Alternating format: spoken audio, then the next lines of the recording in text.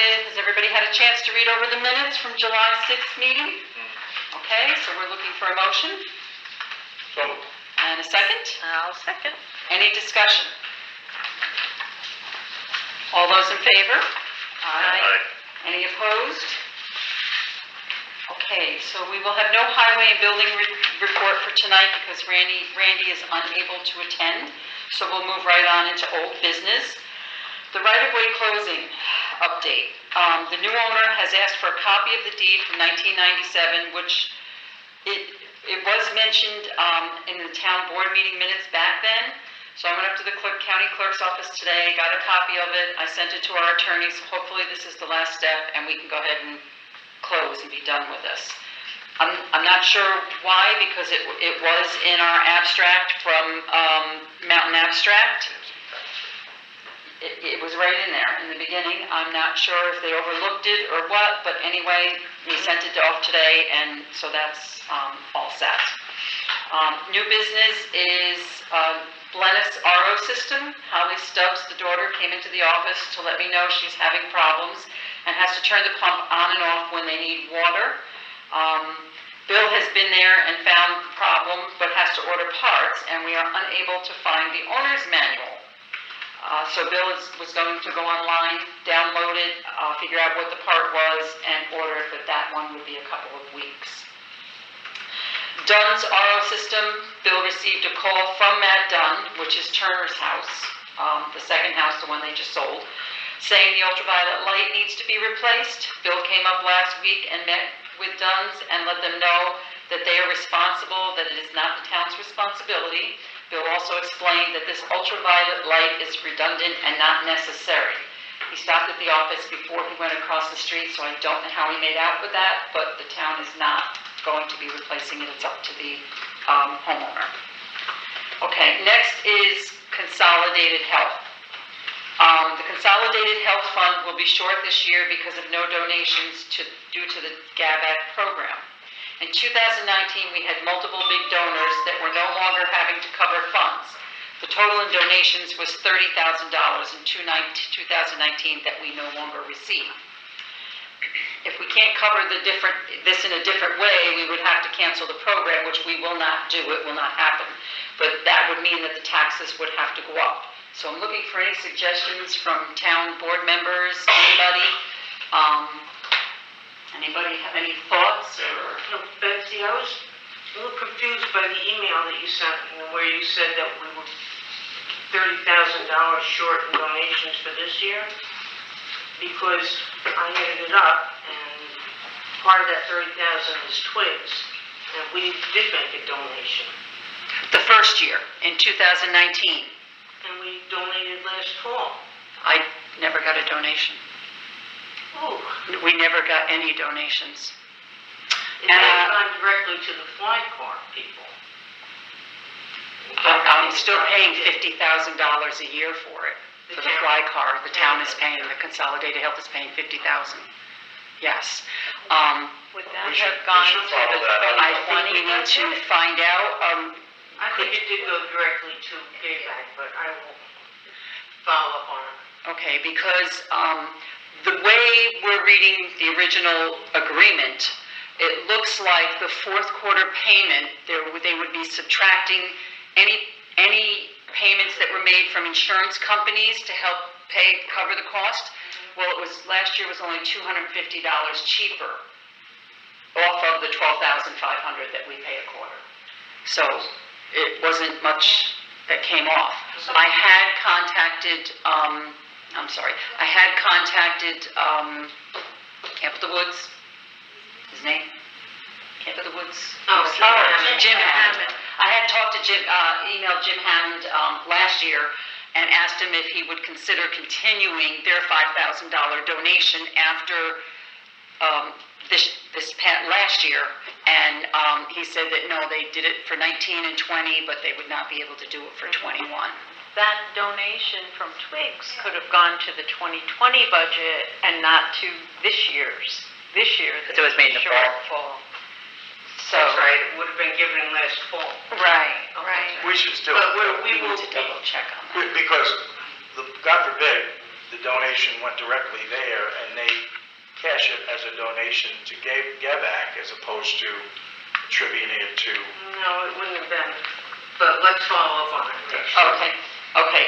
Who would I contact from Twigs just to be sure to check to see if they actually made a donation first before I contact Our GAVAC? treasurer, Susan Chilkin. Sue, okay. You need contact info? No, I've got Sue. Okay. Thank you very much. So this is just something that it's becoming a concern. Our budget last year, I raised it to $60,500, which covered everything nicely. When I went through all the expenses that we're going to have this year, above and beyond for next year in '22, we have 2 people becoming certified for BTI, which is going to cost us $2,100 for that. So BTI next year is going to be about $8,000 to do the whole program. So we're going to be well over $60,000. And then if anything comes up in the meantime, it's going to be tough. Nathan Latour, I don't know that they're usually $4,000 and change. I don't know if theirs will be going up or not. So this is just something we need to start thinking about. Maybe just between now and next meeting, everybody could, if you come up with something, jot it down and bring it to the next The meeting. fact that Camp of the Woods is not making a donation because of COVID, that could be applied to the American Rescue Funds. And, when you claim for some of them. It's a true loss. Yeah, it's a true Yeah. loss, absolutely. Yeah. I don't see why, again, it's their business, but I don't see why they would be not donating to the 2021.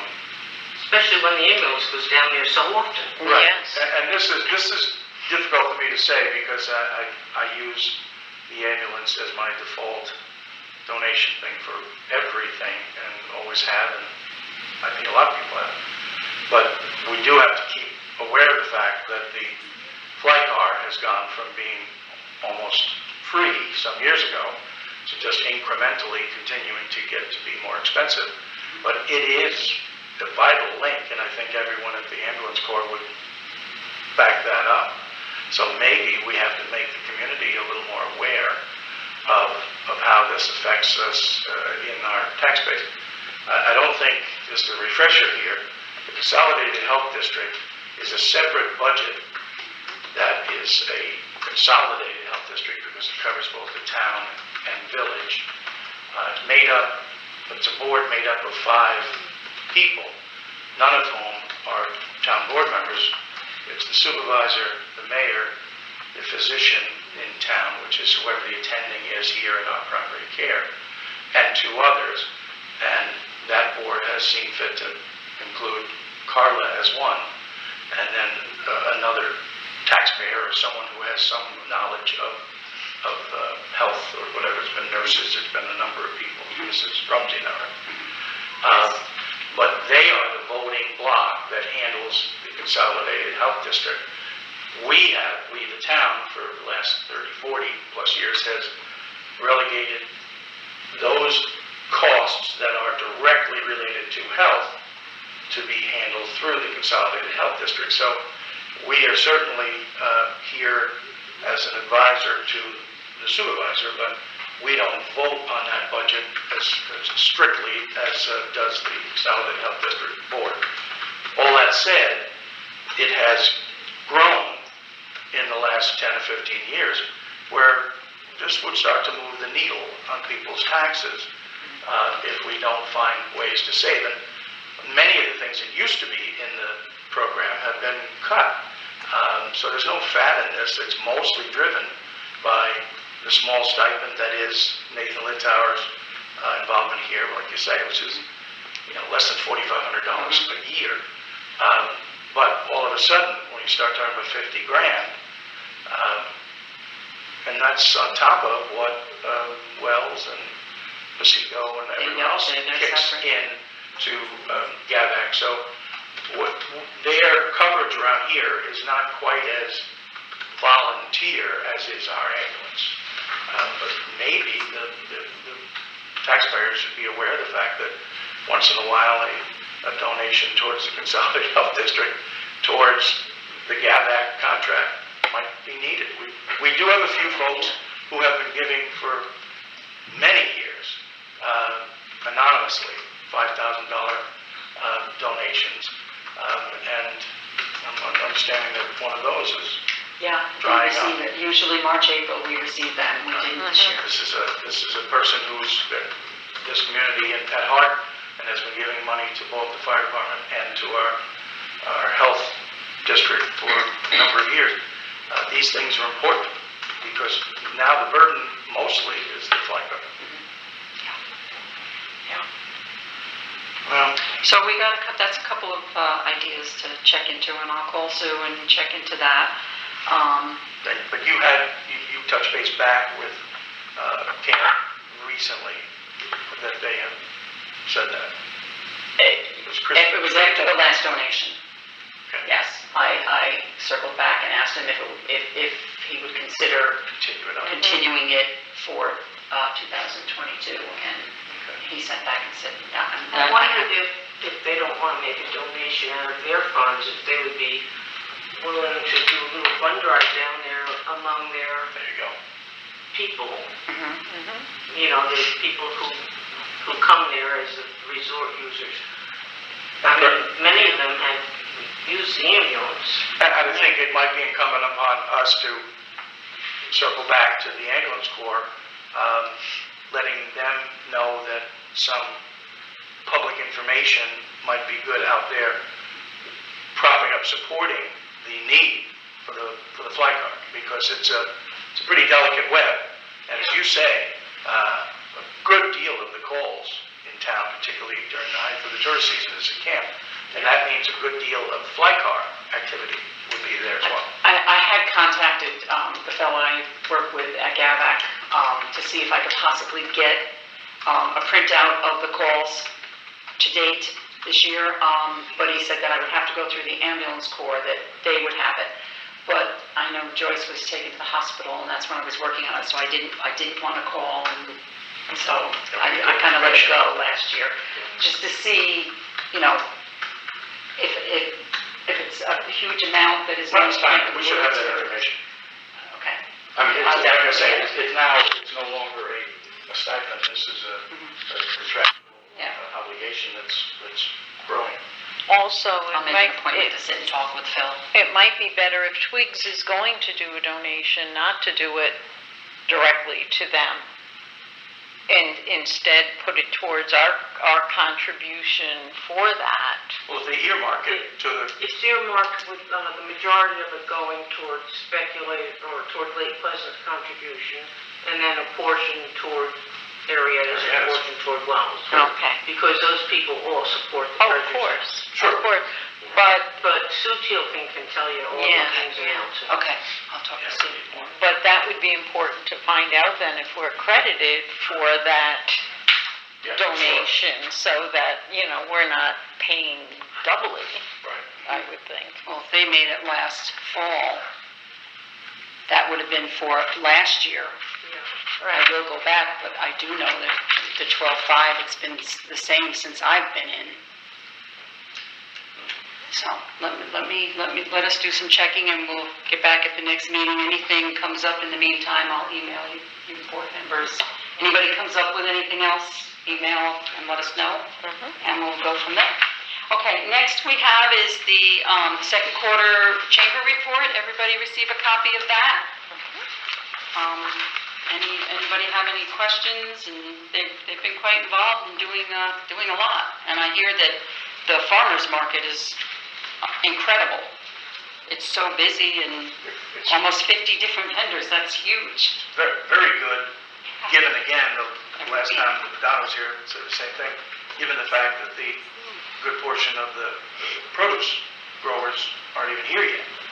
You know, these are flowers and bushes and some produce and meats, and I took a walk down there, Kevin, spent an hour walking through it. It's a great event. And people are attending it, and from what I'm hearing, a lot of the same folks go back for their, weekly fix of these items, so. Better when the produce guys start picking. Okay, so if it stops raining. Next on the agenda, yeah, if it ever stops raining, and it poured rain coming here. Did anybody have pouring rain? Yeah. I did. Oh, my gosh. Right when I was You gonna. live out in the country, that's it. I know. Anyway, next thing is the dumpster discussion. I just want to explain what happened. Last week, on Sunday morning at 9 o'clock, one of the guys goes down and puts the dumpster out for the weekend people that have to leave so that they don't leave their garbage at the end of their driveways for the bears and the crows to get it and make a mess all over, because it'll be there all week because they don't come back till Friday. Anyway, last week the dumpster was full, but then it got to the point where people didn't know how, I don't know, couldn't figure out how to open it. We watched it on camera, so they just started flinging the bags on top of the dumpster. So there was a huge pile on top of the dumpster. Well, Mr. Bear was very happy when he got there very early in the morning, and we're really lucky because Eddie pulled in and the bear just took a bag and ran, but it was a mess all over. So the situation was, when we were watching it, we started realizing and talking that some Airbnbs do suggest to their folks to take it to town hall. We know a couple that do. So right now, I just heard tonight from County Tourism, they put together a list of Airbnbs in Speculator and Lake Pleasant.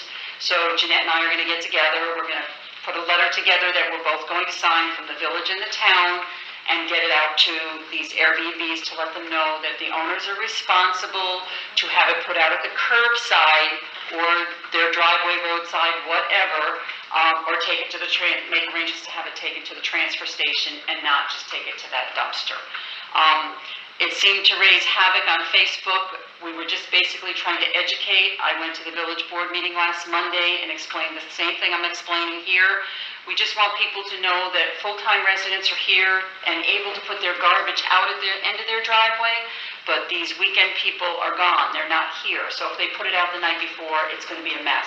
And our highway guys are not expected to pick up this garbage. I wouldn't want to do it, and I wouldn't expect anybody else to be picking up garbage. That's really not their job. So just want to let you know that's what's going on. This week, it went very well. We didn't have the issue again, but if it keeps happening, we're going to have to pull that dumpster. We really don't want to. So I just kind of wanted to let everybody know what was going on. If any board members have questions, I don't know if you were aware of all this.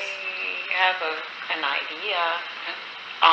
If people don't know how to open the dumpster, could some kind of a poster or something be made with instructions for people? It's marked right on the dumpster, where to lift it. Okay. It takes some strong hands. Yeah, I can't open it. They had a I can do it time with one hand and throw my garbage in the other. It's a two-handed operation for the first timer. Yeah. Put your garbage in there? No.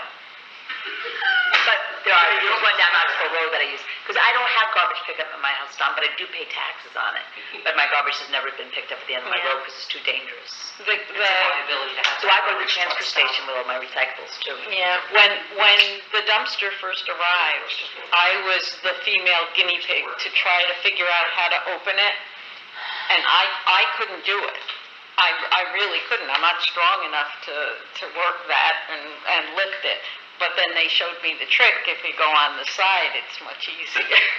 Well, anyway, But they had a good joke on me, It's a you know. bear-proof dumpster, so we don't have to worry about the bear. We don't want people piling their garbage on top of it. And there was also, when we were watching, there were a couple of full-time residents that happened to stop and throw a bag in. Someone else was throwing black bag in. So it's just, we just have to get a handle on this and educate people. That's all it is. I saw a black bag going in Sunday night, and there was one person educating another one how to open it. We have to be smarter than the average bear. Yeah. You weren't the one with the black bag, were you? No, not me. Okay, just checking. Just checking. My mind was Okay. out to the road. Okay, so next, moving on, I received a letter of resignation from Chairman Tom Conley. Dear Supervisor Bay, this is to inform you of my decision to retire from the Lake Pleasant Planning Board. Having served for more than 18 years as both a member and chairman of the board, I feel it is time to pass the baton to another. I appreciate all the support I've been given and have enjoyed serving the community. Respectfully, Tom Conley. So it is up to the town board to fill the positions. I did take it upon myself today, and I'm hoping that the board approves this, to call Vicki Weiss and ask her if she would take the chair seat for Tom, and she said she would definitely like the position. She would appreciate doing that. So I basically just need to see if the board agrees and to get that in motion form from Vicki. I certainly have no problem with Vicki being chair, but we would then have to appoint Yep. someone to Yes. replace Vicki on the board. Correct. Correct. So if we can get a motion for Vicki to take the chair. So moved. Second. A second, okay, all in favor? Aye. Any opposed? Okay. And next, as Neil said, my buddy here, who helps me all the time, we need to fill one seat to cover for Vicki. So we need to think of names. And I do know the planning board is getting a bit busy now. It has been suggested to try to find some young blood. Does anybody have any suggestions? We Anyone? have young blood, right? Well, I would reserve those to share privately until they're asked. Okay, Uh, okay. I'm not shooting people's names out. Right, whether or not- right, right, okay. So if anybody thinks of anybody, if you would shoot me an email, and include everybody in the email, and we're all part of it, and, okay? I would suggest this, I've done it once before, it would seem to ruffle feathers then, so why not again, it's been a while. My contention is that planning boards should meet on some regular basis. It doesn't have to be weekly, bi-weekly, whenever, but it's impossible to plan without being in front of things. When people want to do something with their property or development or a new project of some kind, it's much more helpful to be able to come to an inclusive planning board meeting so that things can be bounced around. That's the way it's done almost everywhere else. Meeting only when there's a project that's already been proposed I don't think that's as forward-looking at planning-wise as it could be. Might be a chance to, throw that back in for discussion as the new chair or perhaps a new member or two. Maybe even some young blood. Okay. Okay. Okay. So, next I gave everybody a copy of the code enforcement report, and Bob is here to give his report. Neil moved that, and Don was second. Neil, you moved it, and Don, you were second? No, I moved. The other way around. Okay, sorry. Update you on this year's permit activity to date. There were 45 permits issued in the town of Lake Pleasant. As of June 30th, around the same time last year, 2020, there were also 45 permits issued. What's the chance of that? Yeah, the comparison between the years is as follows. New residential buildings, last year there was 5, this year there were 6, with 3 of them being renewals. Alterations, last year 11, this year 12, with 1 renewal. Additions, there were 3, with 1 renewal last year and none this year. Demolitions, we had 3 demolitions last year and 2 this year.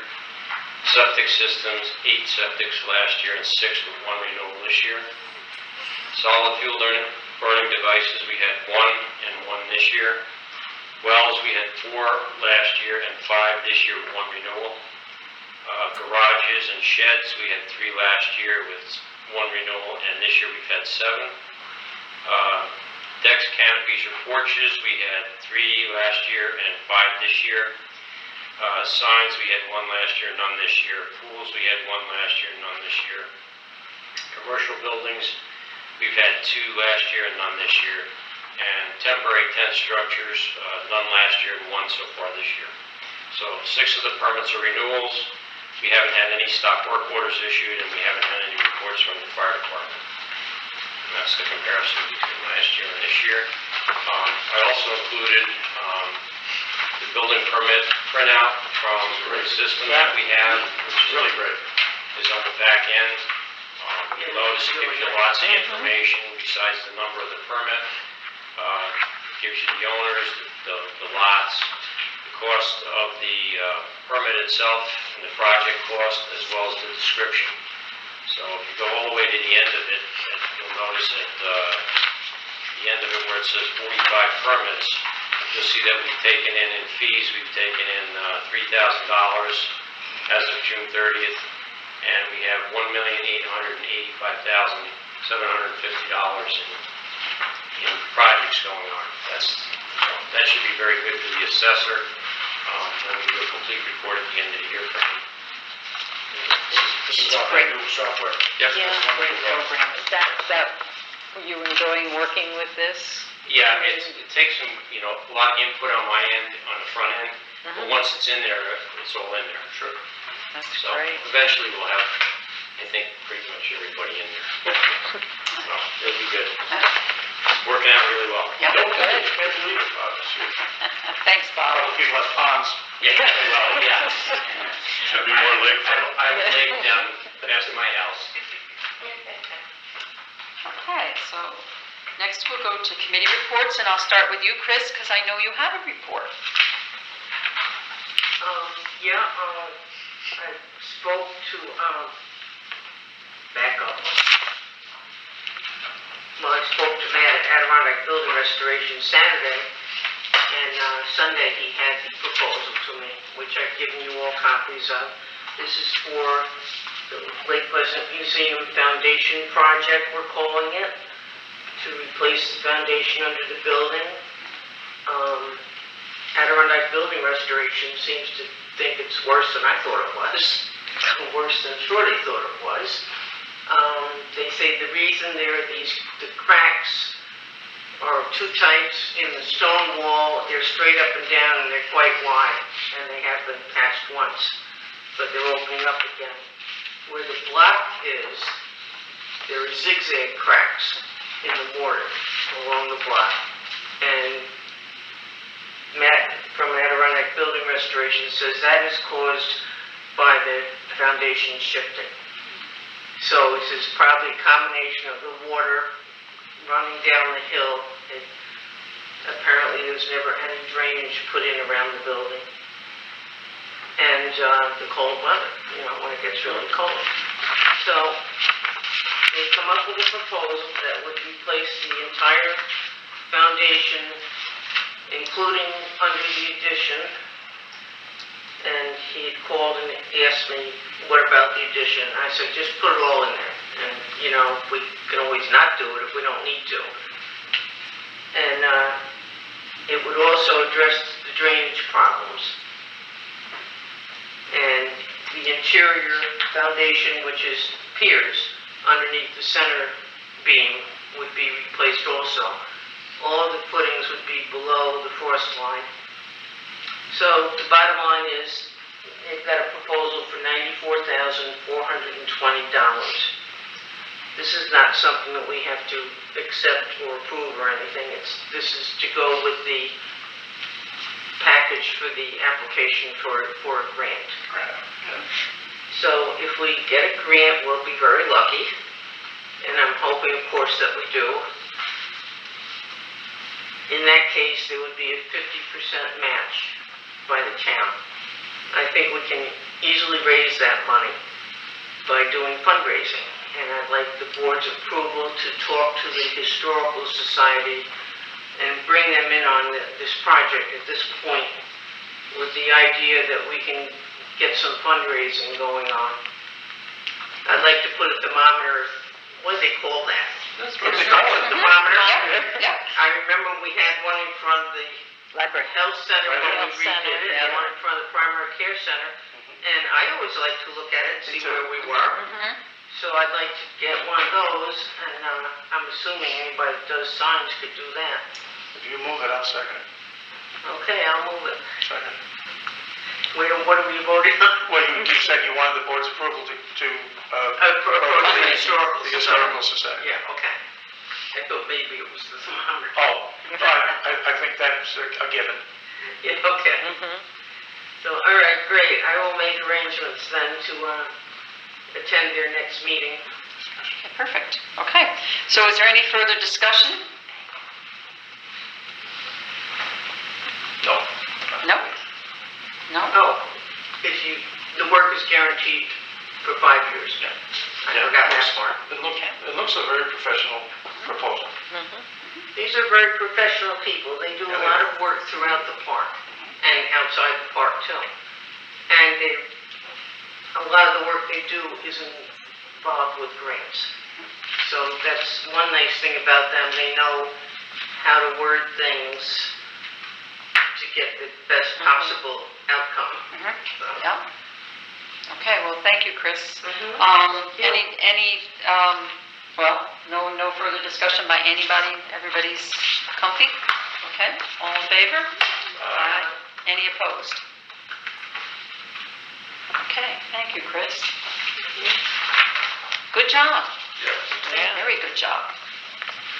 You've been busy. Okay, Nancy, any committee reports?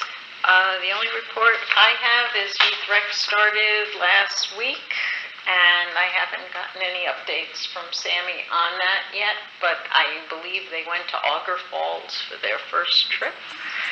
And, They were going to the Utica Zoo this past Saturday, but I don't know what the weather effect Oh. is. They may have yeah, that canceled it. probably wouldn't have worked out well. Yeah. Well, they're coming to us pretty soon, right? The Zoomobile. Yeah. I think they're coming tomorrow. Yeah. Oh, See okay. it on your side. Well, not here, the pavilion. Yeah, but the sign out front, I'm talking about. Anything else, Nancy? No, that's it. Yeah. Nothing. Done? Nothing? Okay. Okay, so next I'm looking for a motion to approve the abstract from July 16th. I'll move. Okay, second? Okay, any discussion? All in favor? Aye. Any opposed? Public comment? I have a public comment. Okay, Karen? Well, I hadn't, but I just came to mind because I was sitting here. First of all, I thank Chris for all the work she did on the grant for the foundation for the museum. I think it's long overdue, and looking at this, listening to this figure of $40-some thousand as a 50% match, and looking at the Historical Society for fundraising, I think it's a fine idea. I think it's challenging, but I think it's a fine idea. In that $40-some thousand, I'd like to know what the board's opinion is on their contribution to that fundraising effort in the town budget. Because if you look back at town budgets, and I did not do this because I haven't been saying this at all, how much money has been allocated to the upkeep of the museum in past years. I can guarantee, I can almost say it's not a heck of a big number. Well, it would be in Randy's budget, so I don't know, It's probably in the building, it's From- probably in your building. It's in the buildings, right. It's And not how much of itemized that out. would have been used for any kind of maintenance on the museum? No, it would Just a be- figure for you to I look at, looking agree. forward now that, Mhm. I don't want to say that it's the fan, but here it is, Right, you know. if we're a recipient of the grant, that's Right. when you have to make that determination. Right, okay. So, And clearly, we would have to be ready to pull up a good deal of it, but right, ameliorated hopefully by a drive. That would not be Right. just hoisted on the Historical Society, Not it would be hopefully run through there, but, something that could be community-wide. Let's face it, this is a town and village. The building is an icon, it's the original town hall. No better place for a museum than that. But, yeah, that would have to be attributed to the building. right, some of that Right. has to be Sure, I considered. agree. Secondly, just to bring you up to date on what's going on in the Before you library. start something else, I just want to make a mention that Chris and I were just talking earlier, and possibly some of the money from the American Rescue Plan could possibly go into something like that. And then Chris had also mentioned the money from the right-of-way sale. So possibly we would have money that we could move around. We were kind of chatting about that earlier. So go ahead, number 2, I'm sorry. Yeah, no, so this is just off the cuff to bring you up, nothing that I had prepared or anything like that. Just what's going on in the library. We are looking, due to a nice donation by a patron who donates to us every year, the expansion of the rail system for the hanging of the art. It's called the gallery system. Kathy O'Connell and Beth Knapp have come in and they've measured different walls along with all the hardware, and I think that's in the works where we're going to be able to expand on that even in the children's room. And I think we can allow, because of this donation, Kathy has spoken to the art teacher at the school, and I think we can provide them with like even 8x10 canvases for whether drawings, mixed media, paintings, so that it would allow for in the children's room to have children's exhibits of artwork as well. So that was one thing. The other thing that's coming down the pipe, not contractual yet, but John Foley will be giving us an estimate and a diagram of landscaping the front of the building. And of course, this is coming out of our budget now. It's not something that, we expected to be extraneous expense, so to speak. Hopefully we'll have that at our next board meeting to see just exactly what sprucing up the front of the building is going to look like. So changes may be coming in the front as well as, the side garden that he did. So we get to see John out there with his tape measure and all that stuff. He's looking at a schematic for us. So I think everything else is going pretty good here. I don't think there's any issues. Okay. But just so that you know what's going on. That's why Shorty? On that foundation for the museum, when the report was done in 2009, it mentions because the building is on the state and national historical register, that Office of Parks, Recreation, and Historic Preservation has grants available for improvements to that building. You have to go through them. I believe this one we're talking about now is Lake Pleasant, or Lake George Regional or whatever. I think that's what.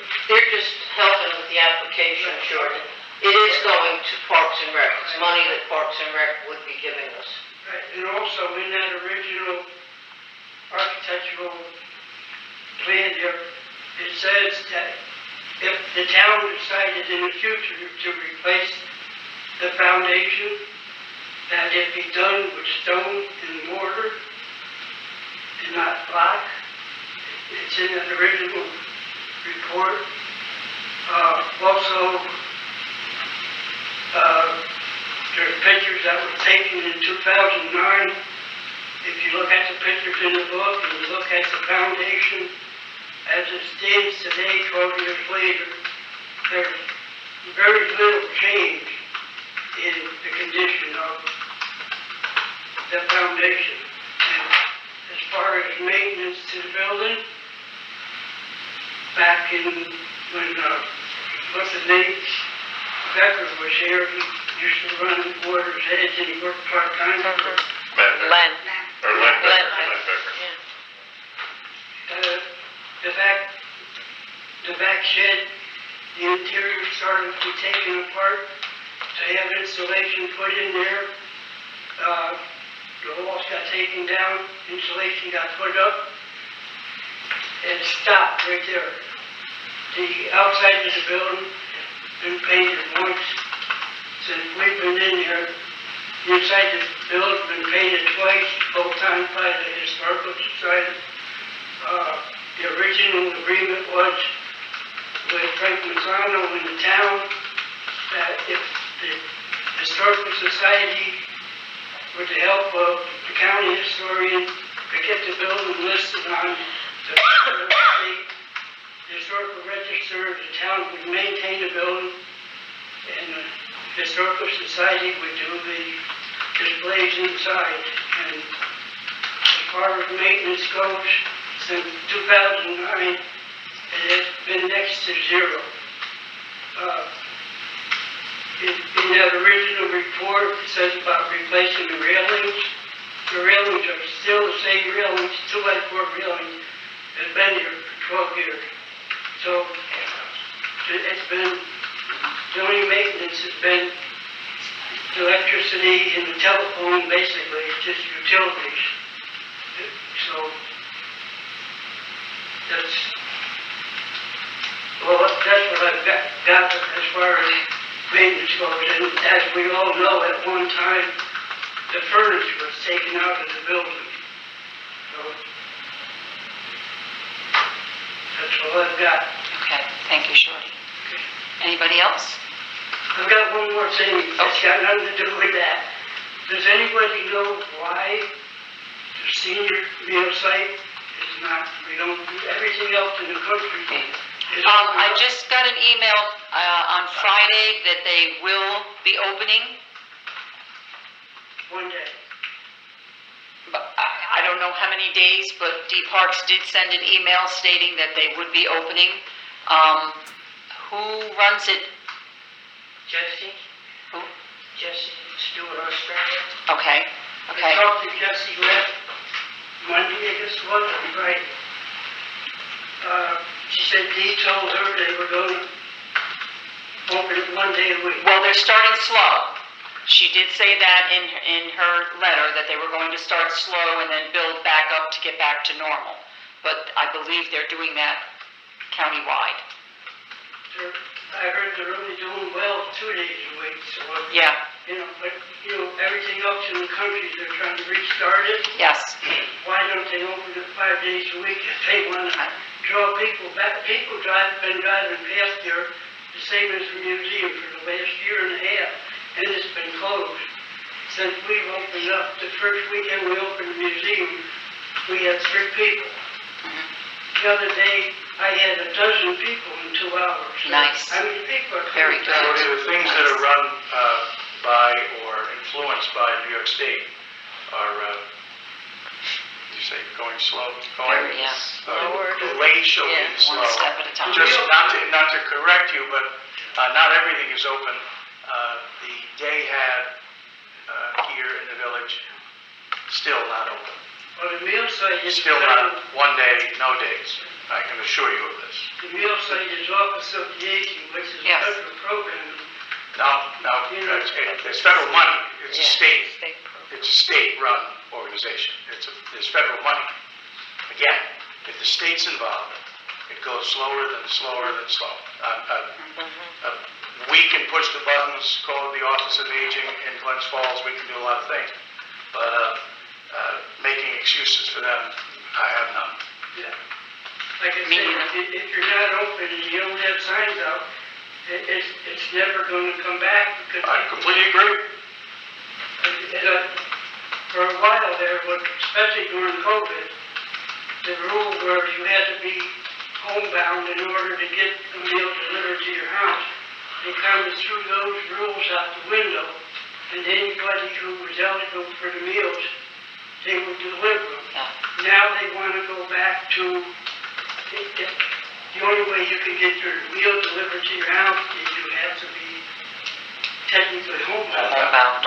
And without public transportation, stuff like that, there's a lot of people that you're not going to get a meal because they're not going to deliver them.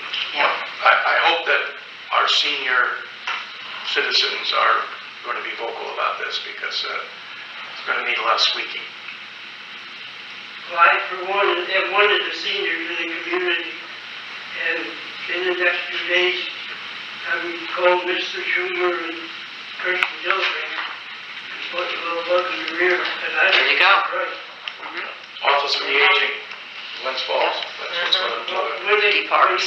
when Mary Ellis first started that senior center, and Warren County, they told her that she couldn't put a meal site in there. Well, when Mary Ellis was in the war, one of her best buddies just happened to be, after the war, the head of Office of the Aging in Washington, D.C. So when they told her no, I don't know if you know Mary Ellis, but she got on the phone and she called Washington, and the meal site was open across the street. So she got to push the right button. There you go. Yeah, yeah. But anyway, that's all I got. I mean, Okay. that rubbed me the wrong way. They want more people to use it, but yet they only open 1 day a week. Right. Okay, so next is roundtable. Chris, anything for roundtable? Yeah, I just want A couple things, actually. Okay? A constituent has a suggestion that we put out a second dumpster on Sundays. So I said I would relay that idea. I believe we don't have a second No, bear-proof we don't. dumpster. We'd have to buy one. Yeah, And they're very, very expensive. And I don't know what they cost, but I'm sure it's not cheap. Yeah. And I just wanted to tell everybody, the LED streetlights are done in the village, so if you want to see what they look like, take a ride through tonight. Okay, okay, and I did get his email, Joe, that you had sent in a note to asking Yeah, so about the I'll building. get back to Yep, you. yep, so that will be coming soon. So I just wanted to make sure we didn't overlook it, or Yeah, they so it's overlooked good to it and give us them a miss nudge. out. Yeah, yeah, so thank you for reaching out to them. As we expected, as reported months ago, speaking about those LEDs, they are different. Yeah. It takes a little while, both as a driver and as a pedestrian. I live on the same block as you, and it's very noticeable at first, and I thought less light, but starting to see that it's a different light. Yeah. I'm sure they're safe. I can't imagine anyone having any problem with the age-old, back when I was on the village board, the lights coming in my window, this or that. It's just not harsh like that. But it does, at first glance, appear to be less light. Hopefully, people will be pleased with it. I think what it is, Neil, the lights go down instead Well, of... that's the way they shield them, Yeah. yeah. It's a They whole do different ways. It's a whole different way they generate light in general, but Yep. it'll take time. Does the town have to put some money out for the LEDs? Because that guy the other day, when he was replacing the light bulb in front of my house there by the museum, he mentioned the LEDs, and he said that they're being funded by the state of New York, some project, so there's no cost to the village for those lights. You know anything about that? I don't know that it didn't cost the village, but I know the town it's costing us money. It's like $9,000. Village has to pay too. It's a small amount compared to What it, the value of, what you're paying for is to replace the armature and the lamp and the bulb. And they base their bill to us for those things on what those things are worth right now. And they're all pretty old in this area, so I think it was right around $10,000 Yeah, it was. for us. So- I don't remember what it was for the village, but it was less. But I believe it's a NYSERDA Yeah, so funds what the state is that are paying offsetting the for rest is of it. the new armature, the new lamp, and the new bulb. We're just paying NYMO for their old stuff, so they'll take it off and throw it out or whatever. And there's supposed to be some savings over time. Again, you and I won't be around to see that. anything else, Chris? No, that's it. That was Thank it? you. Nancy? No. Debbie? Nope. Nothing? Okay. Neil? That's me. Don? One thing on the museum, I agree with Shorty that there hasn't been hardly any maintenance done on the building at all. And I think it's good if we get the foundation done. But if we do this work, and Neil, I have a handicapped person in my house, or in my family now. Neil has a person in a wheelchair in his family. There's nothing about having the museum handicap accessible. And I think if we do all this work and put all this money in it, I think it might be required. Do you know anything about that, Bob, that we do have it handicap accessible or made handicap accessible? Being as a historic building, Yeah, I can weigh in. I'd have to look into that. There's a natural exemption when you go with the historical buildings. And we We did, certainly make it that way. we did look at a ramp back in 2010, when we were doing some cursory work and some work on the sidewalk there. The problem was, and much as I think the Historical Society would like to see some of these things viewed by all, if you go full ADA, you're going to be very much restricted on your exhibits because of the widths that are going to be required, not just to get in the building, but to get around the building. So it's that sort of double-edged sword. It's a very small footprint inside. I do think that you're right, that the town's gonna be on the hook for a great deal of money. It's gotta be looked at. The access point at the time, we all did a walkabout there, was in that back slab. Right. Right? Yeah, there was a bump to that.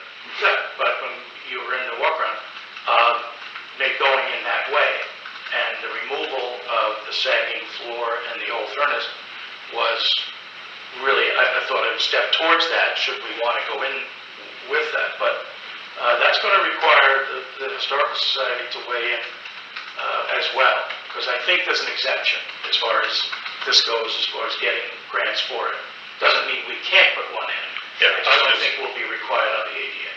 Concerned about maybe it might be more money if it's required to put in. And there is things you can do to make it cheaper. Sure. You can put in a little elevator, covered elevator outside somewhere that would fit in with the historic preservation Yeah, aspect of it. Sure. There's a lot of historic buildings that are ADA compatible. The Speculator Church is one, for instance. When Ann had her leg amputated, we put a ramp that used to be here, when they were doing the construction. Randy let us take that, we put it by the back door of the museum, and Andy went up alongside the building, in the back door, in her wheelchair. It's a natural grade, practically right to the back door. Right. And the old back door is like an old barn door, Yeah. wide enough for the wheelchair and everything. As far as it being a historical building, I believe it's exempt from having to be handicapped accessible. The museum down on Peterborough Avenue in Gloverville is a historical building, and Joan, and I can't remember her last name right now, she was a historian down there, and they did it. They had no handicap ramp at all in the building. And I asked her about it years ago, and she said it was exempt because of the historical register. So. But like I said, right now, you can access that back door with a wheelchair and go into the building. But like Neil said, if you start going with your lifts and stuff like that for wheelchair accessibility, you might just as well take everything out of there and have a one-room empty building as one here and look at the walls, because that's about what you have left is pictures on the walls, and that's it. So. And as far as that addition go, years ago, they decided against an addition on that building because it would change the uniqueness of it, and it requires accessing, acquiring some extra property. There's nothing improvement for the addition as it stands now, so in that 2009 plan. It was just a thought that it might be required, but like I said, I didn't know. So it could be something to look at towards the total cost. Like I said, all you can just think, right now it's a natural grade, and we talked to Randy about it, and Randy wanted to put a wooden sidewalk in alongside the building. I don't know how much more it would do to put regular concrete in there, right to the back door. It's there.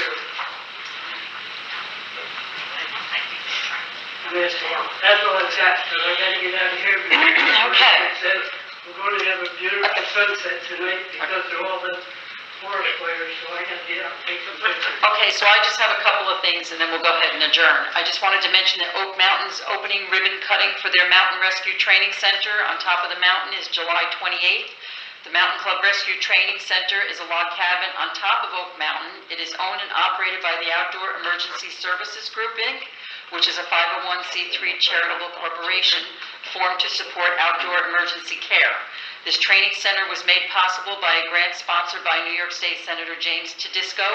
The town of Lake Pleasant will be represented by Nancy, Neil, Chris, Debbie, Randy, Don, and myself.